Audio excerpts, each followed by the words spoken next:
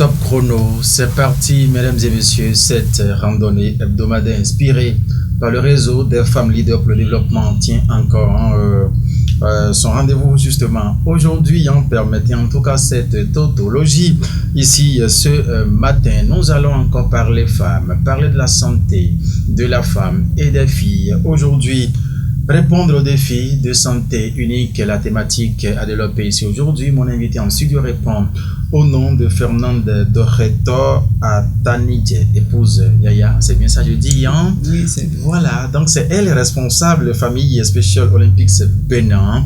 Ici, avec elle, la lutte qu'elle mène justement pour le développement de la plus petite jusqu'à la couche plus majeure. Justement, nous allons parler en ces thèmes, nous allons en parler.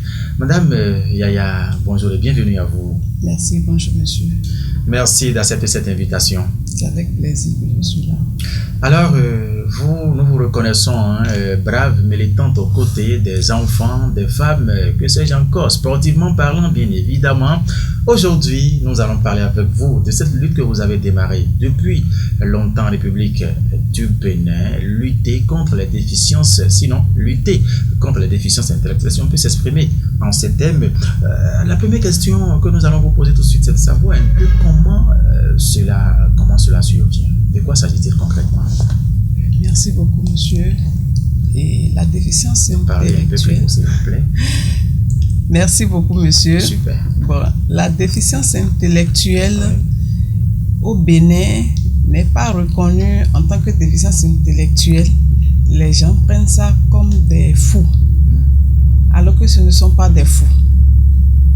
C'est du retard mental, la déficience intellectuelle. Parce que ces enfants, ils arrivent à faire ce que les personnes qui n'ont pas de déficience, ils arrivent à le faire.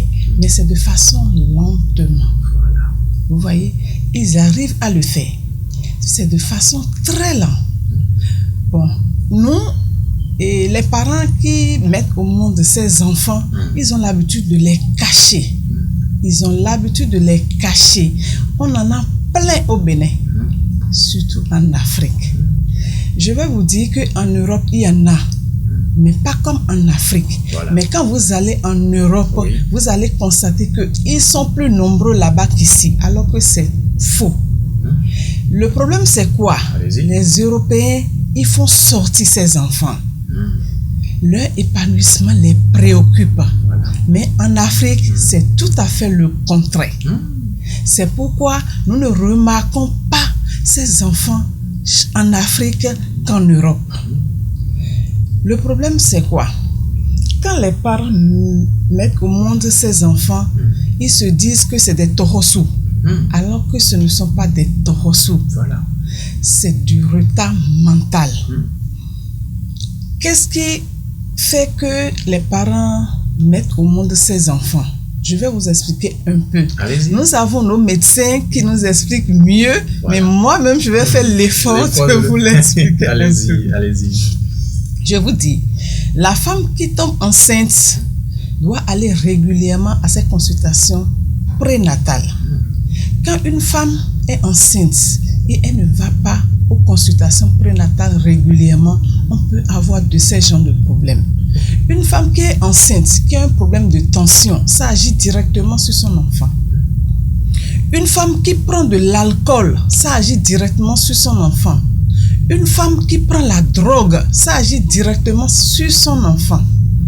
Une femme, par exemple, qui est en couple et qui est enceinte et qui commence à faire des bagarres avec son mari, elle peut recevoir des coups directement sur l'enfant, c'est-à-dire sur la tête de l'enfant. Ça agit sur l'enfant et à la naissance, elle peut mettre au monde un enfant avec déficience intellectuelle. Voilà. Une femme qui a au moment de l'accouchement, a un accouchement difficile. Au moment où elle accouche l'enfant, on peut avoir un enfant avec déficience intellectuelle. Quand l'accouchement est difficile, nous préconisons aux parents de demander des césariennes, ou on demande aux médecins de faire des césariennes rapidement pour pouvoir sauver l'enfant. Parce que quand on force trop, l'enfant est dedans. À un moment donné, l'enfant naît avec des déficiences intellectuelles. Ça, c'est à l'accouchement ou avant l'accouchement. Maintenant, à l'accouchement, Oui. c'est-à-dire après l'accouchement, tu peux faire ton enfant normalement. Et après, au fil des années, 5 ans après ou bien 10 ans après, on constate que l'enfant a des déficiences intellectuelles. Qu'est-ce qui peut causer aussi ça? L'enfant tombe malade. On n'amène pas l'enfant à l'hôpital. Voilà. L'enfant fait des crises. On n'amène pas l'enfant à l'hôpital. On reste à la maison, on cherche des feuilles, ou bien on va chercher des quinines, ou bien quinimas, ou bien paracétamol. On dit non, qu'à quelques heures maintenant, il va se retrouver. Alors que c'est faux. Les enfants basculent rapidement et le cerveau prend un coup et on parle de déficience intellectuelle. Est-ce que c'est ce coup que prend le cerveau, Madame Yaya, qui agit sur leur physique, puisqu'on les constate souvent, on les remarque à travers leur physique où le visage est déformé d'une manière ou d'une autre? Est-ce que... C'est au niveau de la tête. C'est le cerveau qui prend le coup. Voilà. Quand le cerveau prend le coup, c'est fini. Le retard est là. Ils ont des problèmes motrices. C'est au niveau de la tête. Oui, voilà. C'est au niveau de la tête. Voilà. Et aujourd'hui, quels soins méritent ces enfants? Puisque dans la société, surtout en Afrique, vous l'avez dit tout à l'heure, en Europe, tel n'est pas le cas. Mais ici, en Afrique, on les cache dans les maisons. Vous l'avez dit aussi. C'est comme si c'était des divinités tauros qu'il faut cacher, qu'il faut commencer par venir d'une manière ou d'une autre et tout. Ce qui fait que le cas s'enquiquine de jour en jour. Quels soins méritent ces enfants afin qu'une meilleure insertion dans la société, une meilleure collaboration dans la société puisse être une option envisagée, Madame Yaya? Je vous dis que ces enfants n'ont pas demandé à naître. On les a mis au monde comme tout autre enfant. Voilà. Et ils méritent même plus de soins que les enfants que nous appelons normaux. D'abord, on a dit que la déficience, c'est un retard. Déjà que c'est un retard, ça veut dire qu'ils ont besoin plus d'attention. Un enfant qui a de déficience intellectuelle doit être traité comme un enfant qui n'a pas de déficience intellectuelle. Voilà. Nous disons souvent que quand on met au monde un enfant, il lui faut l'éducation, il lui faut les soins médicaux, tout ça là. L'enfant qui a de déficience intellectuelle mérite tout ça, même plus. Pourquoi? Parce que nous avons fait l'expérience dans Special Olympics que l'enfant qui naît avec déficience intellectuelle ou qui, après sa naissance, a eu ce problème, peut devenir un enfant normal. Ah bon? Bien sûr. Vous en avez eu? Beaucoup. Ah bon, hein? Bien sûr.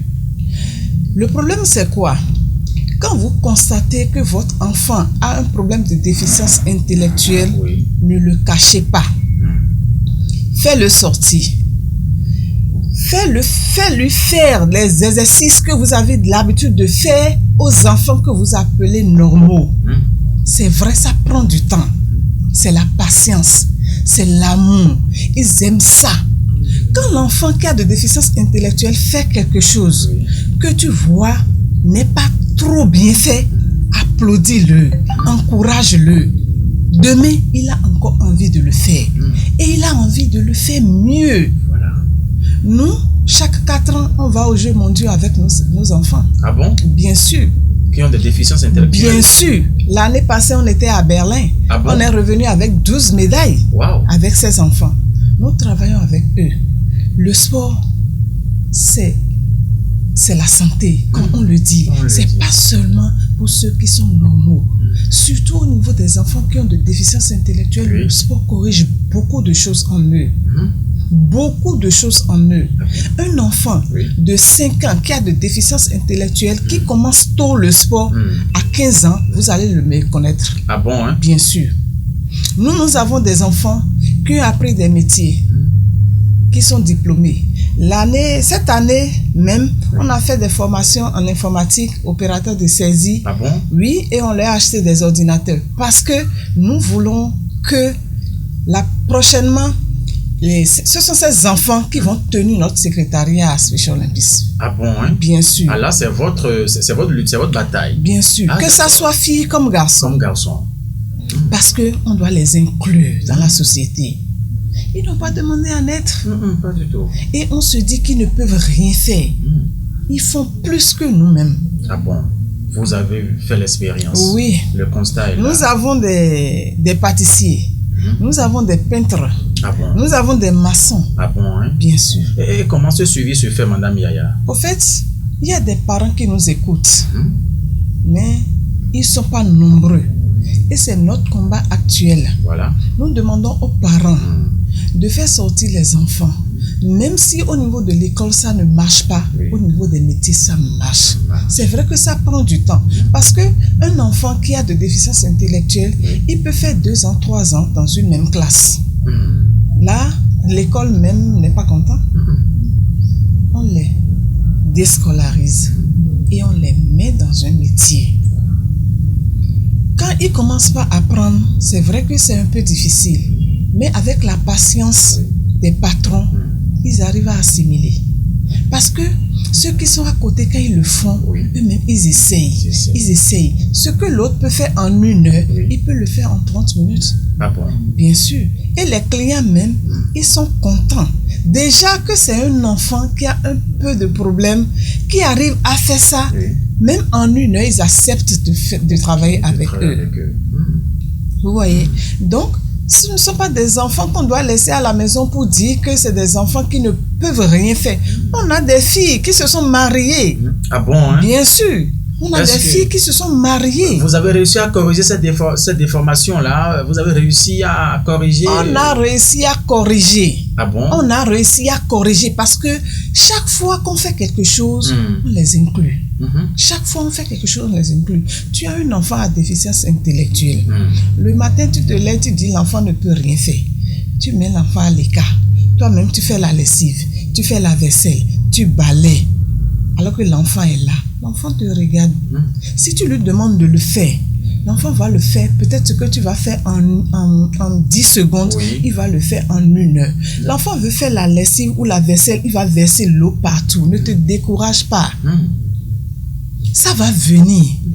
Au fur et à mesure, il le fait. Aujourd'hui, il le fait. Tu dis, ah, ma chérie, regarde comment tu as versé l'eau. Tu as vu tout à l'heure, moi j'ai fait, hein, j'ai lavé les habits tout à l'heure. Il n'y avait pas beaucoup d'eau. Prochainement, toi aussi tu vas essayer de le faire. Et tu vas faire, il n'y aura pas beaucoup d'eau par terre.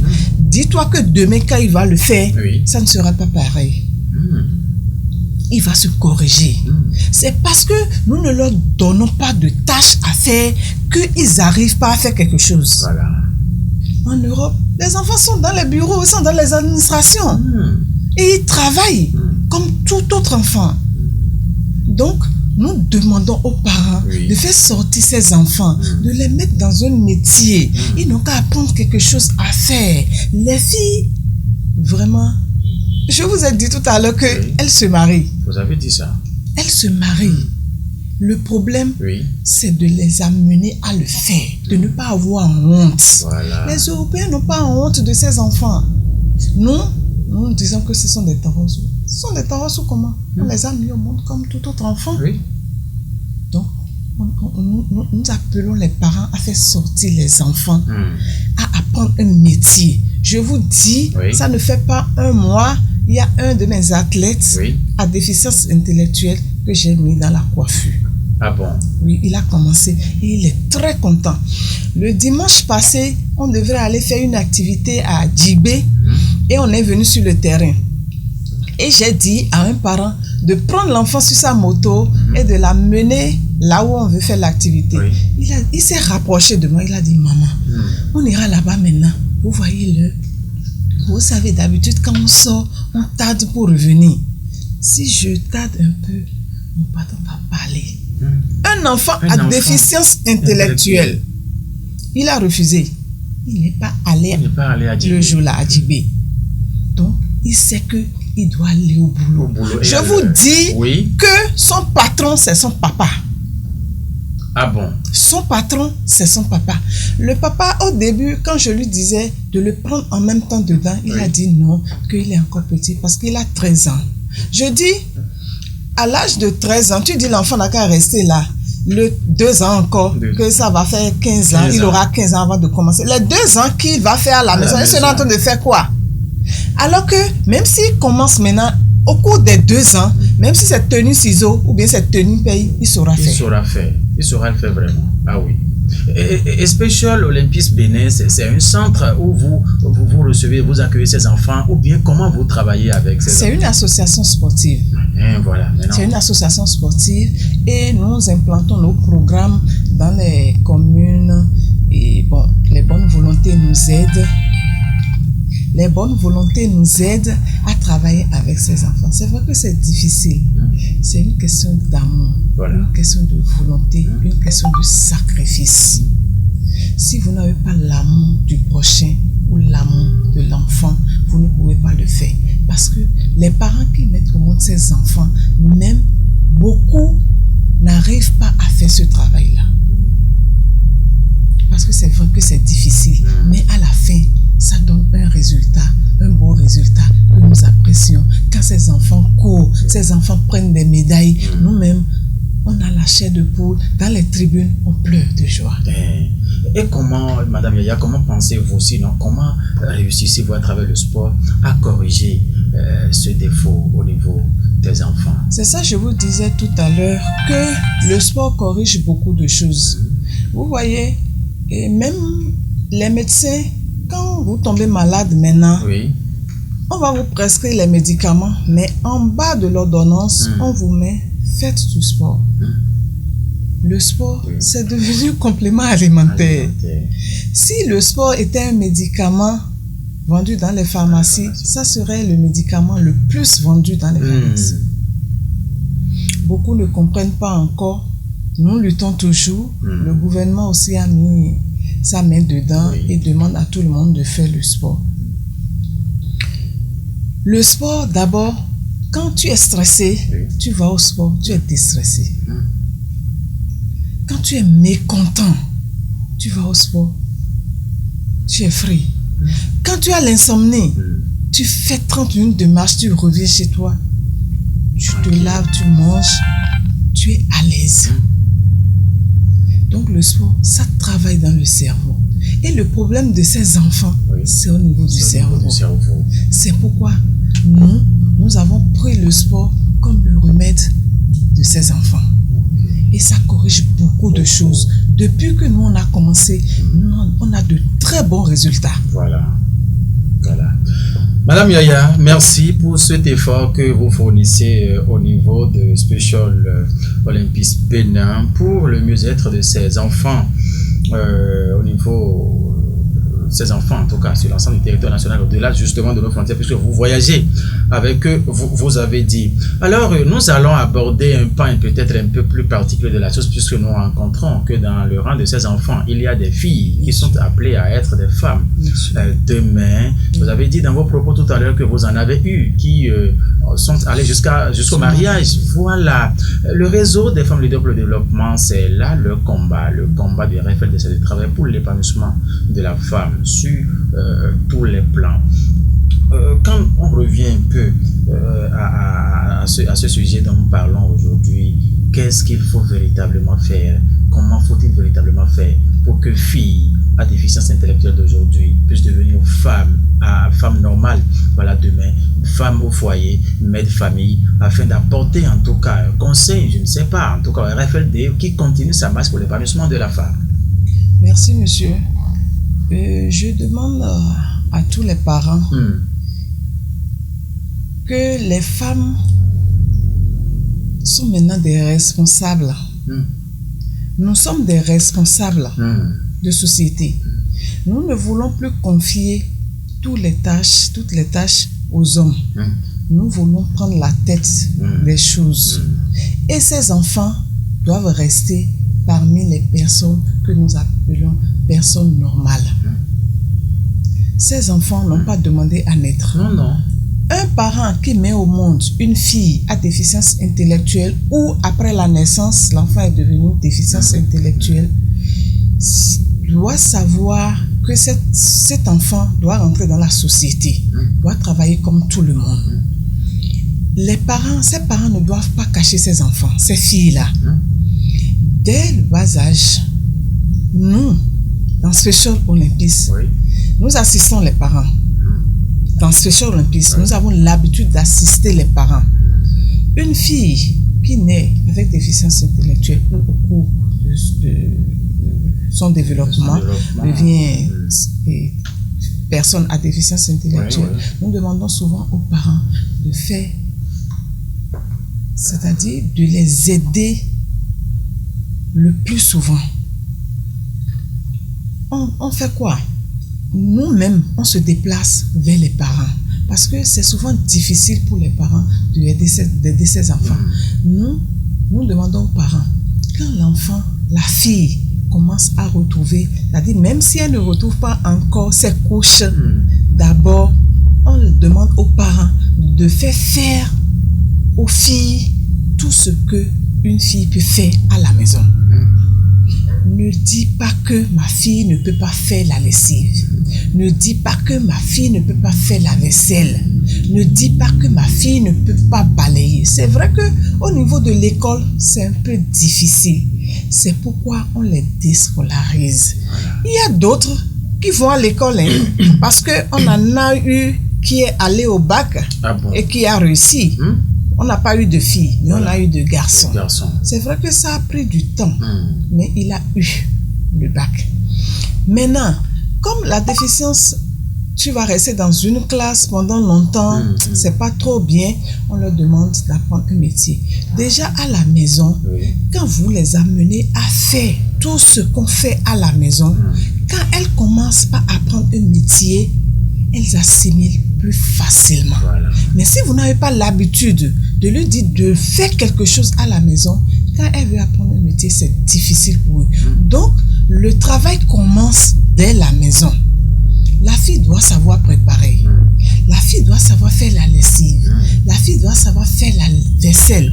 Elle peut verser l'eau partout. Elle peut gâter ton balai. C'est pas un problème. C'est le résultat que nous voulons. Ça prend du temps, mais ça donne. Donc, dès que la fille commence par faire tout ça là à la maison, quand elle va commencer par apprendre le métier, ça vient facilement. Nous avons des coiffeuses patronnes. Oui, qui ont de déficience intellectuelle. Nous avons des couturières patronnes qui ont de déficience intellectuelle. Donc, je dis aux parents de faire tout ce qu'une fille peut faire, de faire à ses enfants. Quand la fille commence par retrouver ses couches, ne dis pas que c'est moi, la maman, qui va chaque fois l'aider à mettre ses couches. Je lui fais ça aujourd'hui. Demain, je reste debout. Ça y est, place ça, je vais voir. Elle va le faire mal aujourd'hui, mais dans 5 jours, elle ne va pas faire mal. Dans 5 jours, elle ne va pas faire mal. Dès qu'elle commence par grandir, on commence par discuter avec elle. Celui qui est venu ici tout à l'heure, c'est ton mari. Elle va sourire. Elle va sourire. Dès que le monsieur revient, ma chérie, on commence par la mettre dans le bain. Pour qu'elle puisse comprendre ce que c'est que le mariage. La maman discute avec sa fille. Moi, j'étais mis au monde. Toi aussi, tu vas mettre un enfant au monde un jour. Tu discutes avec ta fille. Tu sais ce que tu trouves comme règle. Tu sais ce que ça veut dire. Tu lui expliques. Quand tu ne retrouves pas tes règles, c'est ci, c'est ça. On lui explique tout. Sans tabou. Nous, sans tabou. Nous, quand on est au terrain, on travaille, on finit de faire le sport, on leur dit tout ça. On leur explique tout ça. Ils se marient entre eux. Et ils se marient avec des personnes que nous appelons normales. Vous voyez? Donc, ce ne sont pas des enfants qu'on va mettre de côté pour dire qu'ils ne sont pas dans la société, ils ne vont pas s'épanouir. Non. Ce sont des enfants comme nous. C'est vrai que ça ne vient pas tôt, mais quand ça prend, c'est fini. Si on te dit que c'est un enfant qui a développé la déficience intellectuelle, tu vas dire non. Donc nous implorons les parents à faire sortir les enfants pour que les enfants puissent s'épanouir. Merci à vous, Madame Yaya, pour tous ces détails que vous nous donnez. Alors, nous sommes déjà vers la fin de cette émission. Le réseau des femmes leaders pour le développement dont nous avons parlé aujourd'hui, que pensez-vous justement que ce réseau peut faire dans ce sens afin que leurs actions, les années à venir, les fois prochaines, puissent également impacter ce domaine, corriger cette déficience intellectuelle au niveau des enfants? Ok, merci monsieur. Nous avons les mains ouvertes. Voilà. Et nous travaillons avec les enfants à déficience intellectuelle, les filles comme les garçons. Et nous demandons l'aide de tout le monde. Voilà. Nous demandons aussi l'aide du réseau des femmes leaders pour le développement. S'ils peuvent penser à Special Olympics dans le domaine, c'est-à-dire au niveau des enfants qui ont des déficiences intellectuelles, parce que je sais que beaucoup ne pensent pas à ces enfants. Ils sont vraiment marginalisés. Bon, si le réseau des femmes leaders pour le développement peut nous aider, peut penser un tant soit peu à nous pour qu'on puisse intégrer ces enfants dans la société pour leur épanouissement, ça serait une chose très, très merveilleuse pour nous et ça va nous permettre de développer encore plus notre action sur le terrain. Voilà. Madame Yaya, est-ce que vous avez rapidement un appel pour conclure cette émission? Et ce que je vais dire, je demande aux parents et aux parents qui ont des enfants à déficience intellectuelle de les faire sortir. Nous sommes sur le terrain, nous sommes partout au Bénin, du nord au sud, et nous avons notre directeur national qui est là, et nous avons la direction, nous avons notre conseil d'administration qui est là, qui travaille de jour en jour. Et si les parents ne sont pas informés de Special Olympics, ils ne savent pas qu'il y a une association sportive qui s'occupe de ces enfants. Et c'est une chance pour eux de connaître Special Olympics aujourd'hui. Ils peuvent nous contacter et nous allons voir comment nous pouvons travailler avec ces enfants. Nous nous déplaçons vers ces parents. S'ils ne peuvent pas se déplacer, nous-mêmes, on peut se déplacer vers eux. Nous allons laisser notre contact. Ils peuvent nous appeler et puis on va travailler ensemble. Allez-y rapidement, rappelez le contact dans la question. 97 47 65 70, ça c'est mon numéro. Je vous donne le numéro du directeur national du programme. C'est le 97 72 45 35. D'accord. Ça, vous avez donné deux numéros maintenant, hein? 97 47 65 70. 97 72 45 25. 35. Oui, 97 72 45 35. Ça, c'est le numéro du directeur national du programme. D'accord. Là, c'est noté.